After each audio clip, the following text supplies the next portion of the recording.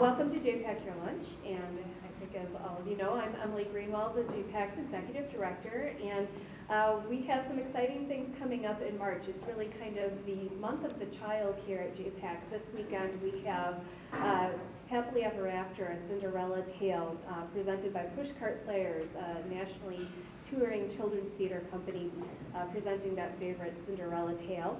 And then we have the United Arts Alliance is having their 2009 Arts Hall of Fame induction ceremony honoring Dick Severing and Carl Balson this Sunday, March 14th. So we will hope you will join us for those events this weekend. And then next weekend we have Spotlight on Kids doing their spring production of Children's Letters to God, which is a really cute musical that brings up a bunch of questions that kids have written to try to better understand the world around them, and there's some really fun songs that they've developed out of that children's book.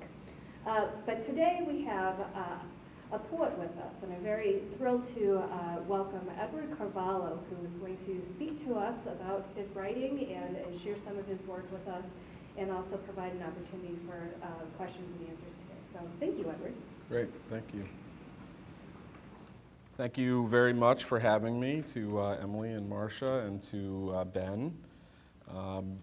I think one of the things that we could do, rather than have, say, a formal question and answer at the end, if there's a question that comes up along the way, I oftentimes don't like to talk at people, I like to talk with people.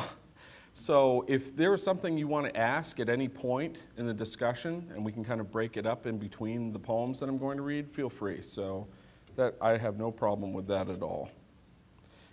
I'm going to read a couple of poems from a newer manuscript I've been working on, as well as some from my previous book, Solitary, Poor, Nasty, Brutish, and Short, based on the famous Thomas Hobbes quote. But first, I'm going to actually focus on a series of family-based poems. The first being a poem called The Father di Carvalho. And it's about my grandfather and family anecdotes that had been passed down, and incorporates some material from his naturalization papers as he emigrated from Portugal to the United States at the early part of the 20th century. And it is also part of the reason I decided to focus on these family poems. I'm very concerned about some of the vicious legacies of patriarchy that have run through our family, and the kind of images of not physical abuse towards women, but emotional and kind of structural violence that I saw growing up that my father inherited from his father, for example, and the lessons that my father and my uncles absorbed out of that experience. And so I'm trying to challenge some of those things within this kind of cluster of poems as well. So they're identity, family-oriented poems at the same time. So this first one is The Father di Carvalho, for Abel di Carvalho Sr., born 1903, Lisbon, Portugal, died 1967, Danbury, Connecticut, Fairfield County. And again, the first part of this is kind of an excerpt from the naturalization papers. Altura, height, 6 foot 3 inches. Nariz, nose, regular. Boca, mouth, regular. Rosto, face, oval. Cabello, hair, castaños. Ojos, eyes, castaños. Barba, beard, rápida. Core, color, branca. After working long hours in Danbury hat factories, the men of Mallory, Stetson, and Lee greased their hair and parted it with an axe, settled shop arguments by wrapping bicycle pumps in pillowcases. They walked across the street to idling cars and pressed their words with one smash. Then a man's nose left on his face flat and smooth, like the felt on the brim of a hat. No one did jail time. This is why the men left villages in the first place. Their fathers were not America, no freedom dusty atop donkeys. America, the land of promise, the place to sow lines of suns in the earth, to shit on them for fertilizer and hack them at harvest. Abel de Carvalho, a son of Lisbon, father of the sons of Portugal, the Portuguese-American Club in Danbury. They said Carvalho instead of Corleone in those days. All boys under his shroud, sons named Junior, Nelson, Norman, Eddie, and Ray, each to watch eels squirm in the bathtub before the frying at dinner, other nights to pet a family supper named Sugar, the white goat tied near the edge of the property where the cargo train came at dusk.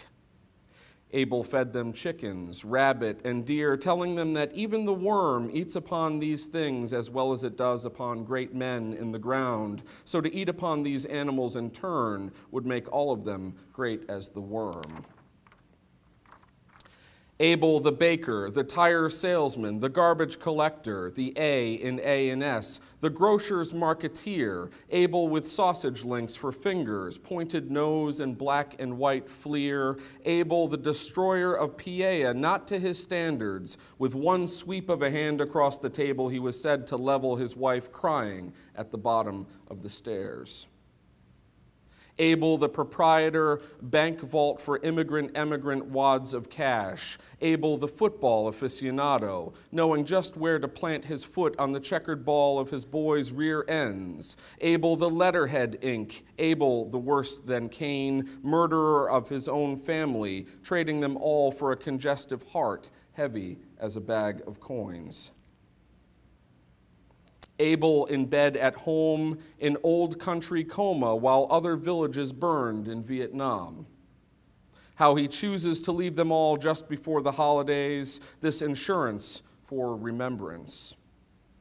Everything he taught his sons on display at the wake. Fistfights erupted near the bouquets over how to cut the possessions, where to draw the lines on the land.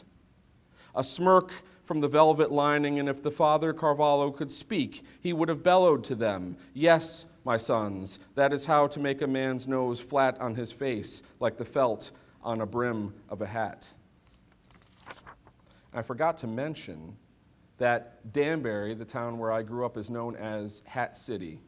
It was really the hatting industry, the core of the hatting industry in the United States. And so many people of that particular time period, particularly immigrants who were coming in and blue-collar workers, were working in the hat factories. So that's kind of the allusion in that poem.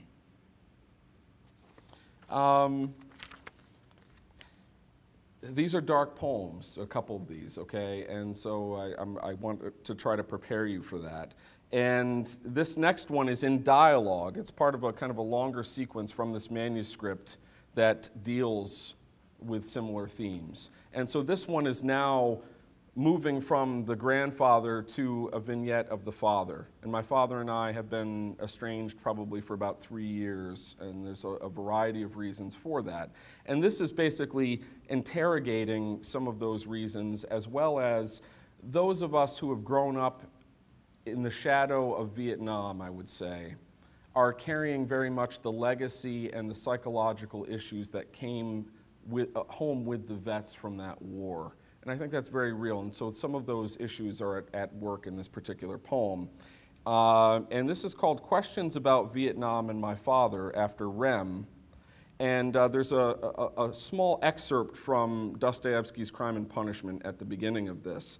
And it's in relation to a dream sequence that Raskolnikov has, if you're familiar with that book. And it's kind of in dialogue with this. In a morbid condition of the brain, dreams often have a singular actuality, vividness, and extraordinary semblance of reality. At times, monstrous images are created, but the setting and the whole picture are so truth-like and filled with details so delicate, so unexpected, but so artistically consistent that the dreamer, were he an artist like Pushkin or Turgenev even, could never have invented them in the waking state. Such sick dreams always remain long in the memory and make a powerful impression on the overwrought and deranged nervous system. And that's Dostoevsky's Crime and Punishment. In sleep, 9-hour drive from where I grew up.